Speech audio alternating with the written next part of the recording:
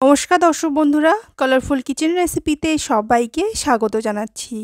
আজ আমি আপনাদের সাথে এঁচোড়ের কালিয়া রেসিপি শেয়ার করতে চলেছি। এঁচোড়ের কালিয়া বানানোর জন্য এখানে আমি এঁচোড় নিয়েছি। এঁচোড়ের পরিমাণটা বলছি না, আপনারা আপনাদের পরিমাণ মতো নিয়ে নেবেন। আর এখানে দুটো আলু একটু বড় বড় টুকরো করে কেটে নিয়েছি।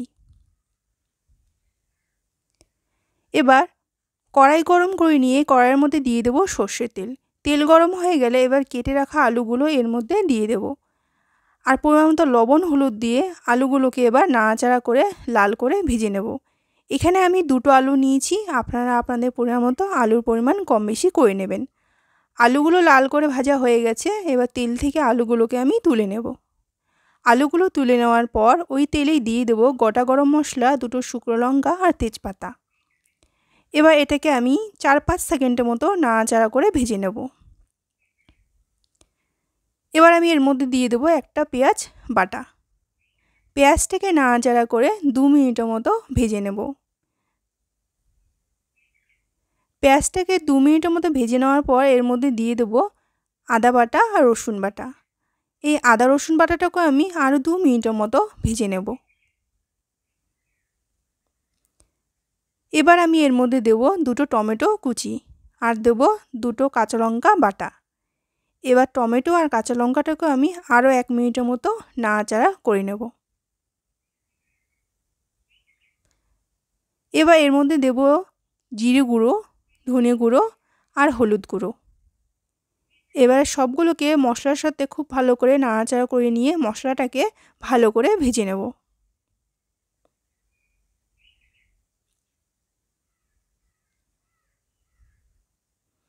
মশলা ভালো করে ভাজা হয়ে গেছে, মশলা থেকে কিন্তু তেল ছাড়তে শুরু করে দিয়েছে। এখন আমি এর মধ্যে সেদ্ধ করে রাখা এঁচোড়গুলো দিয়ে দিলাম। এবার এঁচোড়টাকে আমি মশলার সাথে নাড়াচাড়া করে ভালো করে মিশিয়ে নেব।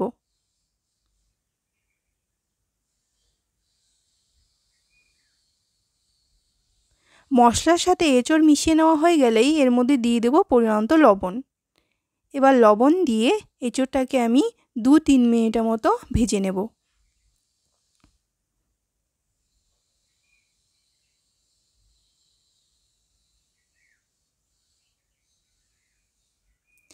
দু 3 মিনিটও ভেজে নেওয়ার পর এবার আমি এর মধ্যে দিয়ে দিলাম ভেজে রাখা আলুগুলো। এবার এঁচোড়ের সাথে আলুগুলোকে কিছুক্ষণ নাড়াচাড়া করে নেব।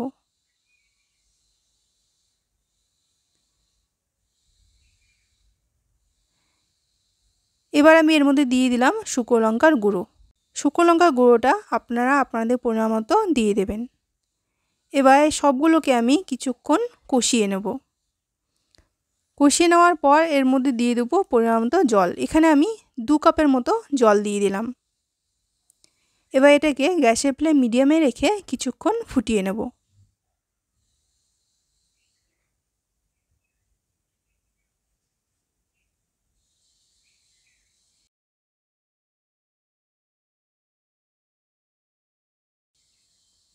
কিছুক্ষণ ফুটিয়ে নিয়েছি, এবার এটাকে আমি একটু নাড়াচাড়া করে নিয়ে এর মধ্যে দিয়ে দেবো গরম মশলার গুঁড়ো।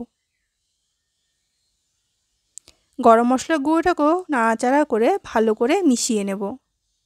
মিশিয়ে নিয়ে এটাকে আরও 1 মিনিটের মতো এভাবে ফুটিয়ে নেব। 1 মিনিট পর এর মধ্যে ঘি মিশিয়ে নিলেই তৈরি হয়ে যাবে এঁচোড়ের কালিয়া। এবার আমি এটাকে নামিয়ে নেব। তৈরি হয়ে গেল এঁচোড়ের কালিয়া রেসিপি, ভাত বা রুটির সাথে পরিবেশন করার জন্য। আজকের রেসিপিটি যদি আপনাদের ভালো লেগে থাকে প্লিজ আমার চ্যানেলটিকে লাইক শেয়ার সাবস্ক্রাইব করার অনুরোধ রইল। ভিডিওটি দেখার জন্য ধন্যবাদ।